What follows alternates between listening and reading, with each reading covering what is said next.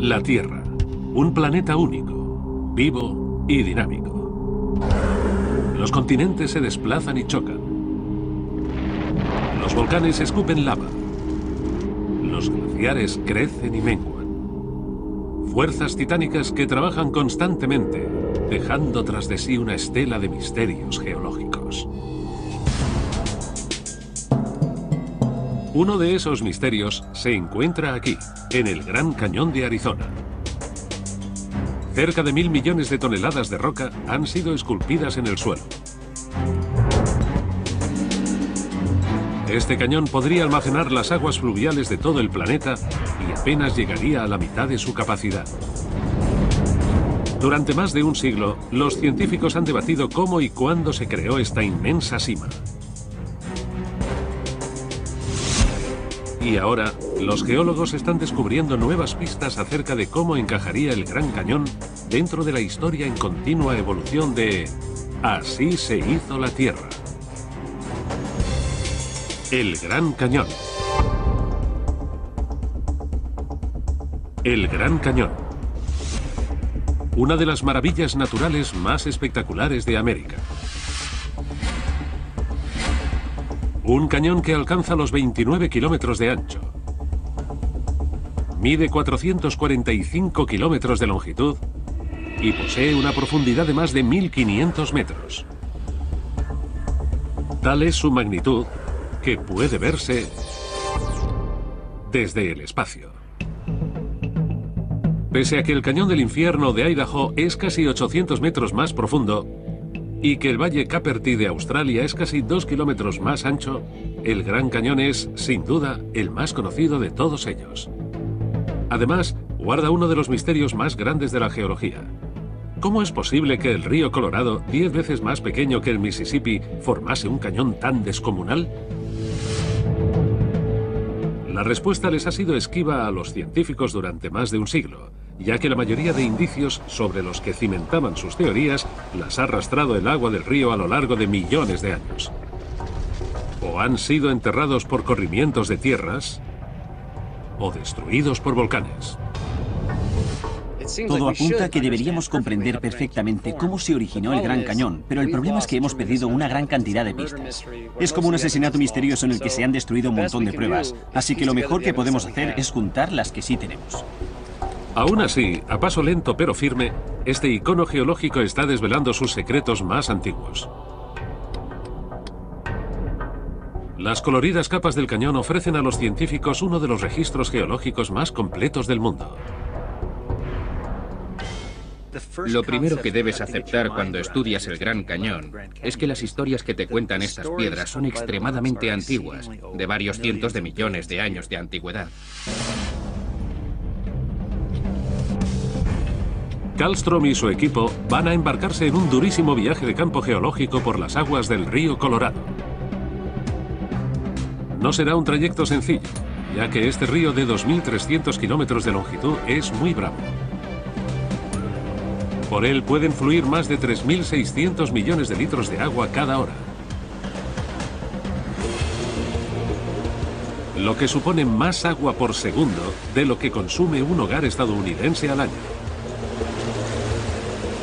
Kallström está investigando la historia de la Tierra que había aquí antes incluso de que existiese el Gran Cañón. Y para ello, debe identificar sus piedras más antiguas. Kallström sigue los pasos de John Wesley Powell, un explorador pionero. En 1869 se convirtió en el primer hombre en completar todo el transcurso del río Colorado por el cañón. Aquellos que trabajamos como científicos en el cañón admiramos profundamente a John Wesley Powell por su exploración científica pionera en el Gran Cañón. Además, las preguntas que planteó siguen siendo aquellas sobre las que trabajamos hoy en día. Uno de los descubrimientos que hizo Powell fueron estas rocas negras e intimidantes situadas en la misma base del cañón. Estamos en las profundidades del Gran Cañón, a orillas del río Colorado. Podéis admirar estas espectaculares rocas negras. De hecho, John Wesley Powell las llamó rocas negras y feas, porque estas rocas duras generaban rápidos que le dificultaron enormemente su viaje, pero para los que nos interesa la prehistoria del Gran Cañón, estas piedras son una mina de oro. Powell no tenía medios para datar estas rocas, conocidas actualmente como esquistos de Vishnu. Lo único que pudo concluir por su aspecto fue que, en algún momento, estuvieron fundidas a gran profundidad. Pero Kallström juega con ventaja. Los instrumentos modernos son capaces de calcular con precisión la edad de las rocas, midiendo su radioactividad. Y el primer paso para averiguar lo que sucedió aquí en el pasado es determinar cuándo se formaron estas piedras. Estas rocas tienen aproximadamente 1.700 millones de años, un poco menos de la mitad de la edad total de la Tierra. Por tanto, el Gran Cañón guarda una gran historia de los casi 2.000 últimos millones de años. Pero Kallström necesita más información. Y estas rocas negras y feas guardan otra pista crucial acerca de cómo era esta región antes de que se abriese el cañón. No solo le dirán cuándo se crearon, sino que también le revelarán con exactitud a qué profundidad de la corteza terrestre se originaron.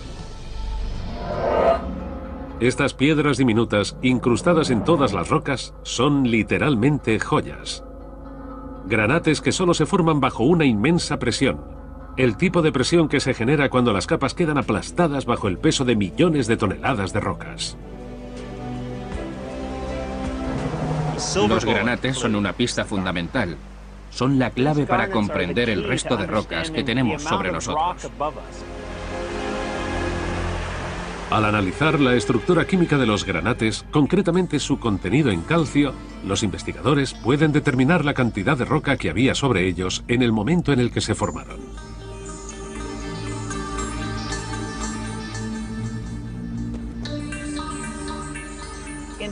En otras palabras, si analizamos el granate y encontramos un alto contenido cálcico, significa que estamos a gran profundidad bajo una cordillera. Hay más rocas sobre nosotros. Así que lo que hacemos es llevar estos granates al laboratorio. Cortamos una lámina muy fina y la sometemos a una microsonda de electrones. El resultado científico tras todos estos análisis es que se encontraba a 9,5 kilómetros bajo la superficie de los picos que tenemos sobre nosotros, lo cual es muchísimo. Por tanto, hace casi 2.000 millones de años, antes de que el cañón evolucionase, aquí había montañas de 9,5 kilómetros de altura sobre el nivel del mar. Picos tan altos como el actual Himalaya. Durante los siguientes 500 millones de años, las fuerzas incesantes de la erosión fueron mermando estas montañas. Con el paso de los milenios, el frío y el deshielo abrieron grietas en las rocas de las laderas de las montañas y el viento y el agua arrastraron los fragmentos desprendidos río abajo hacia el mar, dejando tras de sí una llanura muy extensa, sin indicio alguno de cañón. Los geólogos aprenden a visualizar cómo era el aspecto de este lugar y su comportamiento en el pasado. Cuando sabes cómo interpretar la textura de las rocas, el tipo de roca que es, los fósiles que se encuentran en ella, es como si los geólogos jugasen a ser detectives. Son capaces de averiguar cómo era este lugar hace millones de años.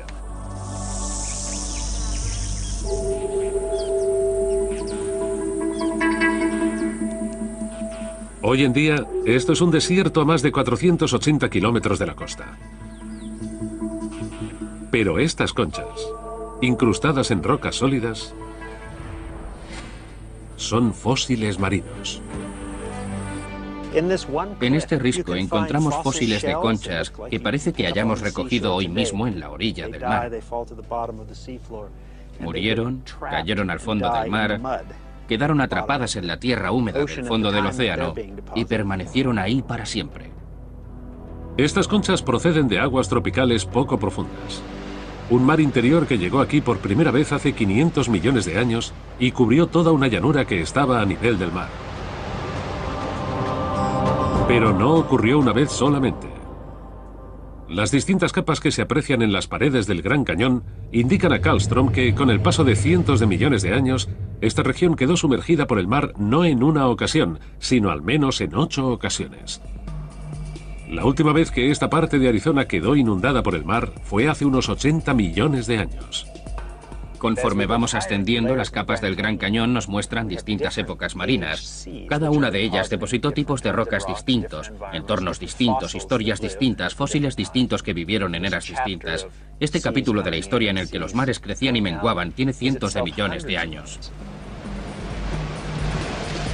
Cada mar depositaba distintos tipos de material que se solidificaban y daban paso a rocas sólidas. Parte de este sedimento era arena, que se convirtió en arenisca de color beige. Otra parte era lodo, que se solidificó y creó pizarra oscura. Y los restos calcificados de organismos marinos fueron incrustados en esta piedra caliza de color claro.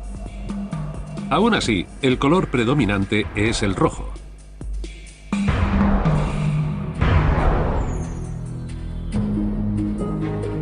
Procede del hierro encapsulado en todas estas rocas. Con el paso de millones de años, el hierro se oxida y adquiere esta tonalidad rojiza tan característica.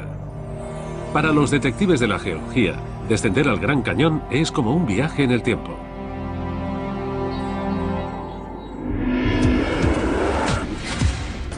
El contenido cálcico de las gemas granates nos revela que hace casi 2000 millones de años, donde hoy se encuentra el Gran Cañón, había montañas del tamaño del monte Everest.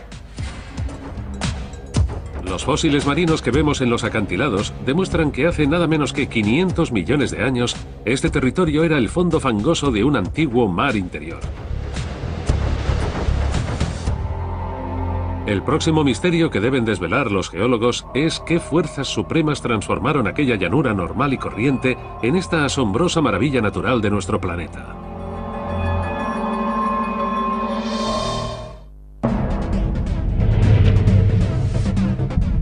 Desde hace 1700 millones de años y hasta hace 70 millones de años, el paisaje del oeste de Arizona sufrió una serie de cambios extraordinarios. Las antiguas montañas dieron paso a mares prehistóricos que, más tarde, desaparecieron y revelaron una llanura a nivel del mar que se extendía hasta donde alcanzaba la vista. El magnífico desfiladero del Gran Cañón no existe todavía. Pero durante los 20 millones de años posteriores, este paisaje sufriría una serie de cambios inmensos que formarían un altiplano único y prepararían el escenario para el origen del cañón. Los antiguos fósiles marinos indican a los geólogos que esta zona estuvo en cierta ocasión bajo las aguas de un océano interior, lo cual nos lleva a otro misterio aún por desvelar. El equipo de investigación debe averiguar por qué estas rocas submarinas se encuentran ahora a semejante altura, a cientos de metros sobre el nivel del mar. Resulta sorprendente subir a más de 1500 metros sobre el nivel del mar y encontrar la concha de una almeja o lo que parece la concha de una almeja. Uno piensa, esto es lo que veo en el fondo del océano. ¿Qué hace a 1500 metros sobre el nivel del mar? Es evidente que esta región sufrió una alteración geológica que elevó toda la cuenca marina. En la década de 1960, los geólogos descubrieron que las colisiones entre distintas placas de la corteza terrestre elevaban la superficie. Es un fenómeno que ocurre en todo el globo y, normalmente, deforma el suelo hasta convertirlo en escarpadas cadenas montañosas. Pero la elevación que se produjo en Arizona fue singular. Después de que todas las capas planas se depositaran a nivel del mar, se produjo una elevación, un fenómeno de grandes proporciones denominado orogenia laramide, el cual elevó estas rocas sin inclinarlas, en horizontal, hasta una gran altura. Como el suelo ascendió en horizontal, a modo de ascensor, formó una meseta alta y lisa. El mar que había allí se retiró hacia el noreste. Pero el Gran Cañón no existe todavía. El río Colorado, la fuerza que talló el desfiladero en la roca, aún estaba por llegar. Los primeros geólogos de la historia de finales del siglo XIX se conformaron con la idea de que el río Colorado formó el Gran Cañón. El altiplano estaba rodeado de cordilleras montañosas incluso más altas. De ellas empezaron a fluir ríos nuevos hacia la meseta. Es esencial para la investigación determinar cuándo se originó el río Colorado en particular, ya que solo entonces pudo empezar a tallar el cañón.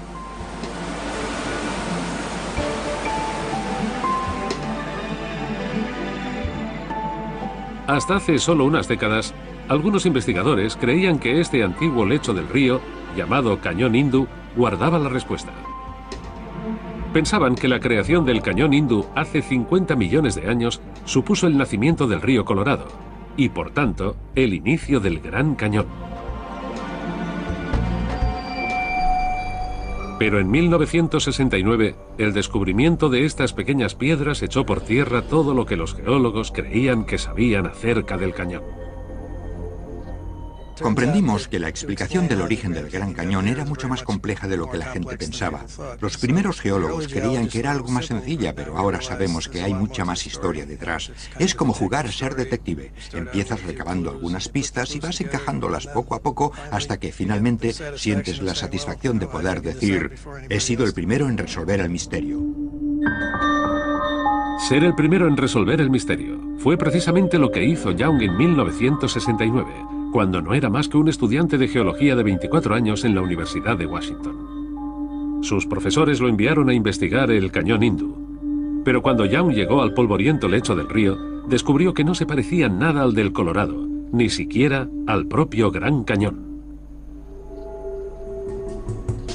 Su hallazgo sacudió los cimientos de todas las teorías geológicas establecidas y revolucionó los conceptos de la historia del cañón. Las pruebas que había descubierto Young eran la alineación de pequeñas piedras en el lecho del río.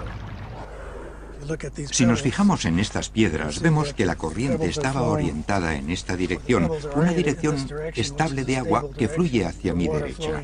Si las piedras hubiesen estado orientadas hacia allí, el agua las habría volteado.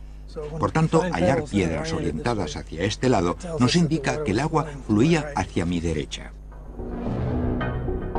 Se trata de una prueba fundamental.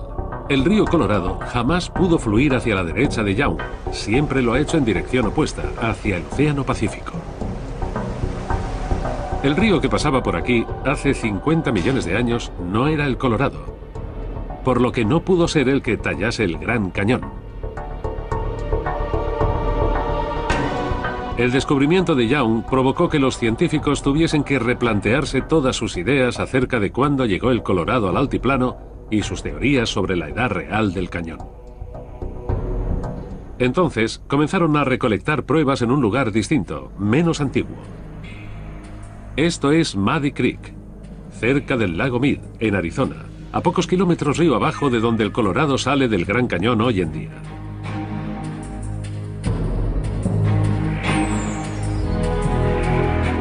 Las rocas subyacentes demuestran que este lugar fue en algún momento un gran lago de agua dulce. La parte superior de la formación de Muddy Creek es esta bonita piedra caliza que se formó en un lago de agua dulce. El agua debía de ser cristalina, seguramente había una vida animal y vegetal muy abundante, pero cuando se hundieron en el fondo del lago, el carbonato cálcico de sus conchas dio lugar a esta piedra caliza, que es la que normalmente forma las rocas de piedra caliza. La piedra caliza son los restos calcificados de las criaturas que vivieron en este lago. A continuación, hace 5 millones y medio de años, todos los animales desaparecieron. Ya no había conchas que pudiesen formar roca caliza.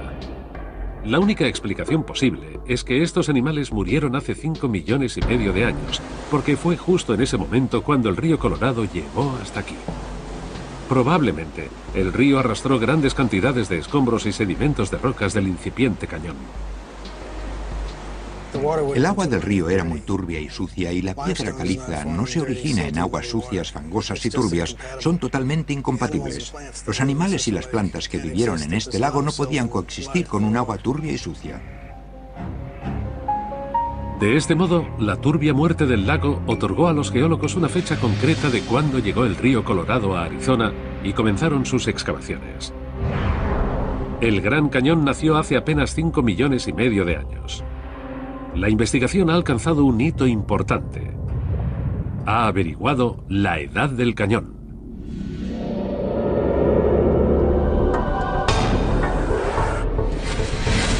El ángulo en el que yacían las piedras en la antigua cuenca del río prueba que el Gran Cañón es mucho más joven de lo que jamás sospecharon los geólogos. La piedra caliza descubierta en Muddy Creek reveló la fecha en la que el río Colorado llegó al altiplano y la edad real del cañón, 5,5 millones de años. Ahora los geólogos tienen un nuevo misterio que resolver.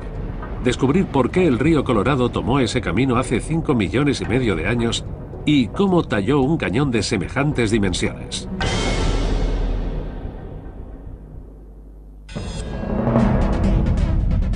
La investigación de la historia del Gran Cañón ha desvelado un paisaje de 1.700 millones de años que ha evolucionado de montañas prehistóricas al altiplano del Colorado. Hace 5,5 millones de años, el río Colorado comenzó a tallar el Gran Cañón sobre esta meseta. La pregunta a la que ahora debían dar respuesta los científicos era qué ocurrió en aquel momento para que el río cavase un cañón de tanta profundidad. Es un debate que se prolonga desde hace ya más de un siglo y que continúa en la actualidad. Empecé a interesarme por el Gran Cañón cuando iba al colegio y comencé a estudiarlo. Leí las distintas historias asociadas al Gran Cañón y me sorprendió muchísimo descubrir que el hombre todavía no había comprendido cómo se formó. Me parecía una locura que nadie supiera el origen de una maravilla natural como el Gran Cañón. Así que decidí dedicar gran parte de mi vida a intentar averiguarlo. Una de las teorías afirma que nacieron varios ríos y que la combinación de su fuerza comenzó a tallar el cañón. Otra asegura que el río fue abriéndose paso por el acantilado cuando el suelo de su alrededor empezó a elevarse. Pero John Douglas tiene su propia teoría, una que se ganó el respeto de muchos geólogos de primer nivel cuando publicó por primera vez sus ideas en el año 2000. Lo que Douglas denomina su teoría del desbordamiento parece funcionar bien sobre el papel. Es una teoría muy sencilla. Lo que propongo en ella es que el río Colorado desemboca en una cuenca y al hacerlo formó un lago. Un lago enorme. Ese lago empezó a crecer y a inundar todo el altiplano. Después menguó a gran velocidad y con el tiempo se creó lo que fueron los inicios del Gran Cañón. En el campus de su Universidad de Phoenix, Douglas está preparando un experimento con una maqueta a escala para comprobar si su teoría del desbordamiento funciona en la vida real. Esculpe una gran cantidad de grava para dar forma a esta maqueta del altiplano del Colorado. Esta agua representa el caudal del río Colorado que dio lugar al antiguo lago. Ya tenemos nuestro gran lago. El nivel del agua sube cada vez más y está a punto de desbordarse. Vemos como un pequeño hilo de agua empieza a desbordarse ya por el lago. A simple vista ese diminuto hilo de agua no parece gran cosa, pero con el tiempo, la corriente que desciende por la pendiente irá ganando energía, empezará a cortar la tierra y a crear cataratas que se abrirán hasta el lago. Una de ellas ya ha alcanzado el lago y vemos cómo por ella baja una cantidad de agua mucho mayor que antes, cuando apenas bajaba un riachuelo. Ahora tenemos un gran cañón abriéndose. Las paredes de la orilla del río comienzan a desprenderse y caer al agua, que las arrastra hasta abajo. El lago empieza a disminuir de tamaño, su nivel de agua es menor. Aquí vemos cómo acabamos de crear nuestra propia versión a escala del Gran Cañón.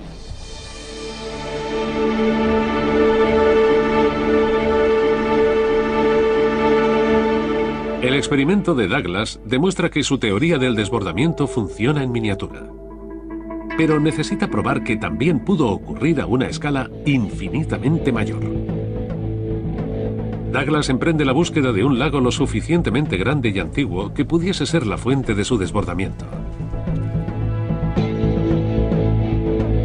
Tiene un principal sospechoso en mente. En este lugar se encontraba el viejo lago Vidauochi, 160 millas al este del Gran Cañón. Y una prueba hallada en el lecho del lago revela la profundidad máxima que alcanzó. Esta arcilla verdosa indica que las aguas del lago eran profundas. La prueba definitiva de que aquí hubo un lago gigante que explicaría la inundación del Gran Cañón. Estos depósitos verdes se crean únicamente en un entorno específico. La arcilla verdosa solo se forma en aguas profundas en las que apenas hay oxidación. Creo que esto nos indica que el río Colorado llegó hasta esta cuenca. Trazó su rumbo desde las montañas rocosas hasta este lugar, que no fue más que una parada técnica antes de desbordarse completamente y formar el Gran Cañón.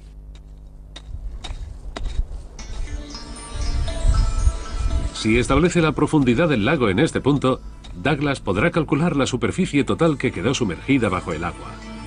Compara la profundidad del lago con los picos más altos del paisaje que lo rodea. Esto nos muestra que el lago Vidauotchi se extendía sobre una superficie superior a 32.000 kilómetros y que contenía más de 5.000 kilómetros cúbicos de agua, un tamaño superior al del lago Michigan.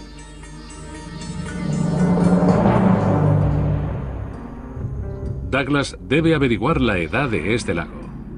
Para que encaje con su teoría del desbordamiento, su edad debería ser mayor que la del Gran Cañón, es decir, superior a 5,5 millones de años. Encuentra la prueba que necesita en estos fósiles de aguas profundas. Bien. Estas conchas de fósiles son de moluscos de agua dulce. Tienen menos de 6,7 millones de años, tal vez unos 6 millones de años. La fecha encaja. El lago estuvo aquí en el momento adecuado para desbordarse y empezar a tallar el Gran Cañón. Datar los fósiles ayuda a Douglas a corroborar su teoría, pero su búsqueda de más pistas no cesa. En realidad, nunca sabremos con certeza absoluta cómo se formó el Gran Cañón, a no ser que alguien construya una máquina del tiempo. Al hacer este tipo de trabajo, lo que uno consigue es incrementar su nivel de confianza en sus ideas, ir resolviendo el caso y juntar las pruebas. Juntar las pruebas es precisamente lo que está haciendo Joel Pederson. Emplea los últimos avances tecnológicos para probar con exactitud a qué velocidad se formó el Gran Cañón. Y ha encontrado las pruebas que necesita aquí, justo donde empieza el Gran Cañón. Aquí en Lee's Ferry, todos estos tipos de grava nos enseñan por dónde transcurrió el río en el pasado y el camino que tomó durante su incisión. Y entre estos tipos de grava a veces encontramos estas grandes lentes de arena, las cuales podemos utilizar para determinar la edad exacta de estos depósitos. Al mismo tiempo que el río Colorado fue tallando el cañón, también fue depositando más y más grava y arena en este lugar. Con el paso de millones de años, las capas nuevas enterraron las capas más antiguas. Hoy en día, los geólogos disponen de instrumentos capaces de determinar en qué medida ha afectado la luz a los átomos propios de la arena. Esto revela con precisión en qué momento quedó enterrada cada capa de arena y, por tanto, dejó de sufrir los efectos de los rayos del sol. Para realizar un cálculo exacto, es fundamental que la muestra de arena no se exponga a la luz del día. Aquí tengo un tubo metálico. Voy a introducirlo en la arena con un martillo y así la muestra quedará dentro del tubo y no sufrirá los efectos de los rayos del sol. A continuación lo llevaremos a un laboratorio oscuro y extraeremos la arena que hay en él, siempre protegiéndola de la luz. Después analizaremos las propiedades ópticas que posee para calcular su edad absoluta. En este caso, la edad absoluta nos indicará en qué momento llegó al río a este punto del paisaje.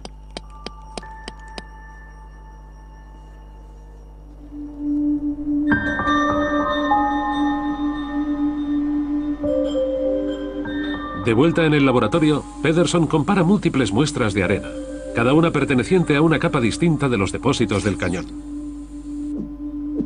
Al determinar la edad de cada una de las capas de arena, Pederson podrá calcular a qué velocidad fue abriéndose paso el río a través de las rocas. En Lee's Ferry combinamos el último medio millón de años de historia con nuestras fechas absolutas y toda la información recabada. Y el resultado que obtenemos es que el cañón fue formándose a una velocidad de 300 metros por millón de años. Lo que equivale a 30 centímetros cada 1000 años, 3 centímetros por cada siglo. Esto demuestra que los 1.600 metros de profundidad del Gran Cañón pudieron abrirse en poco más de 5 millones de años. En un abrir y cerrar de ojos, si hablamos en términos geológicos. La investigación continúa recogiendo pistas acerca de cómo se creó el Gran Cañón. Los depósitos de arcilla verde refuerzan la teoría de que un antiguo lago de gran tamaño pudo desbordarse y desencadenar la creación del cañón. Los fósiles de aguas profundas demuestran que el lago existió hace 6 millones de años, la edad justa para inundar y tallar el Gran Cañón. Pero demostrar cómo comenzó a tallarse el cañón es solo parte de la investigación. Este es uno de los cañones más anchos y profundos del mundo. Y con tal de descubrir cómo alcanzó semejantes dimensiones, los geólogos tendrán que examinar algunos de los puntos más espectaculares y peligrosos de este desfiladero.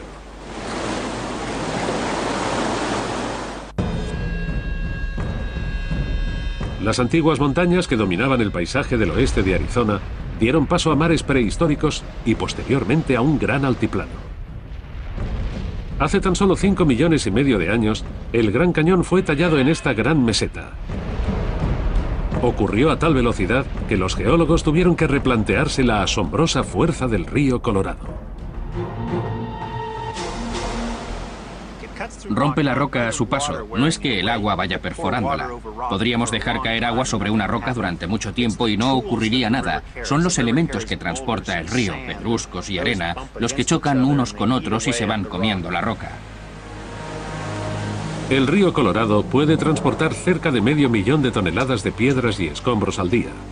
Material suficiente como para llenar más de 100 piscinas olímpicas. O lo que es lo mismo, 5 toneladas por segundo. Investigar la erosión originada por los ríos nunca ha sido una tarea sencilla, porque la fuerte corriente del río Colorado ha arrastrado y borrado muchas de las pistas que necesitan los detectives de las rocas. Buscan pruebas en los centenares de rápidos que trastornan el progreso del río. Estos remolinos se originan cuando las crecidas del río amontonan piedras procedentes de los numerosos cañones laterales, de menor tamaño. El río concentra una gran cantidad de energía en estos puntos para hacer frente a todas las piedras que se cruzan en su camino. Cuanto más grandes y resistentes sean las piedras a las que debe enfrentarse el río para completar su incisión, más abrupto se vuelve. Cuando el agua pasa por los rápidos, ahonda el lecho del río. Solo en este punto de rápidos, el río se hunde 3 metros y existe un gran número de rápidos en este tramo del Colorado. Si pusiéramos todos los rápidos del Gran Cañón seguidos, obtendríamos una visión general del singular perfil del río que atraviesa el cañón. La gravedad y las leyes básicas de la física son la causa principal de que el río Colorado haya tallado tanta roca en tan poco tiempo. Hace 5,5 millones de años, el río Colorado fluía por el margen escarpado de un altiplano que había sido levantado a cientos de metros sobre el nivel del mar. El río bajaba a gran velocidad por la pronunciada ladera y arrastraba restos ásperos de roca a su paso. Se formó una incisión que fue abriéndose de vuelta hacia el borde del altiplano. La fuerza del río al menguar debió ser enorme, ya que logró cavar una grieta gigante. La corriente incidió rápidamente sobre la cuenca y se produjo una incisión tan profunda que remontó el río hasta llegar a la zona del Gran Cañón. Es una especie de cascada que, hoy en día, unos cuantos millones de años más tarde, se ha expandido a lo largo del río. Este desplome tan pronunciado que se produjo entre el altiplano del Colorado y el suelo que había a sus pies, alimentó la increíble fuerza erosiva del río Colorado. El río nace en lo alto de las montañas rocosas de Colorado. Por cada 1,5 kilómetros que recorre, el río desciende 3 metros. Por su parte, el río Mississippi, un río que transporta un caudal 10 veces superior al del Colorado, serpentea por un paisaje llano. Al no encontrarse montañas a su paso, el Mississippi no talla ningún cañón. Pero el Gran Cañón no solo es escarpado, sino que también es muy ancho.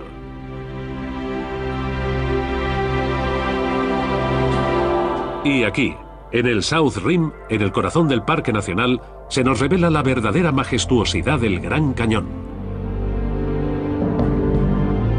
Aquí es donde el cañón alcanza su máxima anchura, 29 kilómetros de orilla a orilla. En la actualidad parece un paisaje apacible, pero su belleza singular la forjaron fuerzas muy violentas. A menudo asociamos el Gran Cañón con el río Colorado. El río Colorado fue el que esculpió el Gran Cañón, el que abrió el corte inicial para permitir que el agua fluyera por él. Pero lo que dota de grandiosidad a este cañón es su anchura y todas las capas de rocas que vemos. Y eso no es obra exclusiva del río Colorado. Lo que ocurre es que la roca está expuesta a la lluvia, que la golpea y el agua se introduce en ella, la erosiona y la debilita. A continuación, como son paredes casi verticales, la gravedad actúa sobre el material, lo transporta hacia el fondo del río y lo arrastra de nuevo. Y este proceso se repite una y otra vez, lo que provoca que el cañón se vaya ensanchando cada vez más. Se producen desprendimientos de rocas en esa sección que llegan hasta las rocas negras, que están a gran distancia. Estos fenómenos nos indican que el cañón sigue ensanchándose y abriéndose poco a poco debido a estos procesos. El desprendimiento de estas rocas no es un proceso gradual, es una erosión de lo más violenta. Muy poca gente verá cambios sustanciales en el Gran Cañón. Yo he pasado muchísimas noches en el Gran Cañón y apenas he oído caer una o dos piedras, pero estos cambios ocurrirán y cuando lo hagan, lo harán a gran velocidad. Las piedras caen porque la capa de rocas duras y blandas se encuentran una sobre otra en las paredes del cañón. Las capas más duras están compuestas de piedra caliza y arenisca. Estas capas no se erosionan fácilmente, pero la capa más blanda que tiene debajo está compuesta de barro, que se expande cuando llueve y provoca que la capa se derrumbe. Las rocas más débiles se erosionan y se grietan, por lo que socavan los riscos de rocas más resistentes que tienen sobre ellas. Entonces se producen grandes desprendimientos, corrimientos de tierra que provocan que el cañón se ensanche aún más.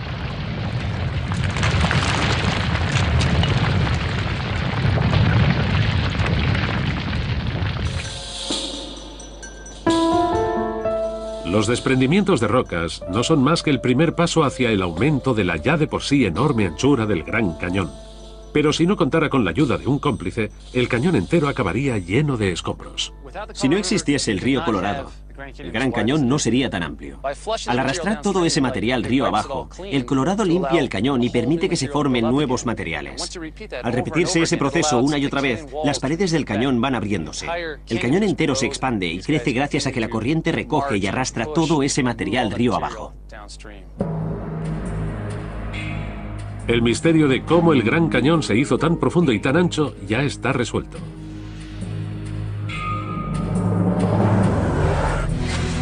Los rápidos del Colorado demuestran cómo la pendiente del lecho del río contribuyó a esculpir tan rápidamente el Gran Cañón. Los desprendimientos de rocas en las paredes del cañón revelan cómo las rocas más débiles fueron ensanchando rápidamente el cañón a lo largo de las llanuras de Arizona. Pero este no es, ni mucho menos, el final de la historia del Gran Cañón. Solamente en el último millón de años, otras increíbles fuerzas de la naturaleza han transformado la fisonomía del cañón.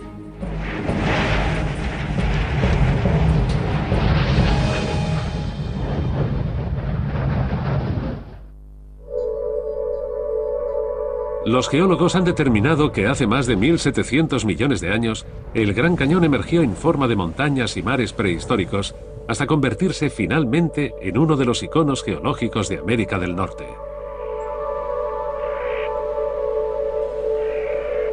Esta es una panorámica extraordinaria de una de las zonas más secretas y remotas del Gran Cañón. Una serie de pequeñas montañas en forma de cono delimitan el borde del cañón. Y de sus cimas se desprenden fragmentos de roca negra. Proceden de una era destacada, hace tan solo 725.000 años, cuando la paz del cañón se vio perturbada por volcanes.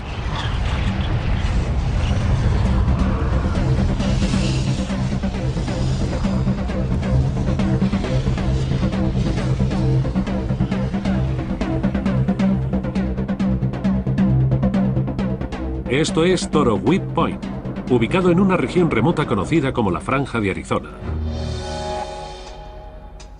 Uno de los lugares más aislados del Estados Unidos continental. Pocas personas, además de los geólogos, visitan esta zona, pese a que ofrece algunas de las vistas más impresionantes del cañón. Los detectives de las rocas acuden a comprobar cómo las explosivas erupciones volcánicas cambiaron la fisonomía del cañón en el pasado geológico más reciente. Esta roca oscura, que parece haberse desbordado por la orilla del cañón, es un antiguo río de lava. Lo que en su día fueron piedras incandescentes, se ha congelado para siempre en el tiempo. Powell habló de un río de magma que desembocaba en un río de nieve derretida. Y habló de lo maravilloso que debió de ser contemplar todo ese fuego en ebullición y el vapor que se formó posteriormente. Tuvo que ser increíble. Imaginaos una lengua de lava ardiente, como las que vemos en Hawái, por ejemplo, deslizándose por las paredes del cañón, cubriéndolas. Y al llegar al río, creó inmediatamente nubes gigantescas de vapor.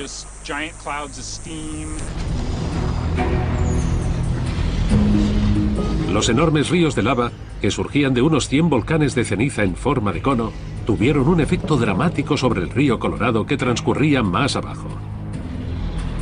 Crowe considera que al menos hasta en 8 ocasiones, las erupciones volcánicas originaron unos inmensos diques de lava que bloquearon el río por completo. Bien, detrás de mí tengo uno de los numerosos restos de basalto. Son restos de los ríos de lava que cubrieron el cañón y lo llenaron parcialmente. Posteriormente, el río Colorado ha ido retirando algunos de estos bloques, pero no muchos. Los diques de lava fueron capaces de detener un río tan violento como el Colorado durante un tiempo. Con el paso de los años, los diques acabaron cediendo ante el Colorado. La presión creciente que ejercía el río al que habían cortado el paso acabó imponiéndose a ellos y los rompió.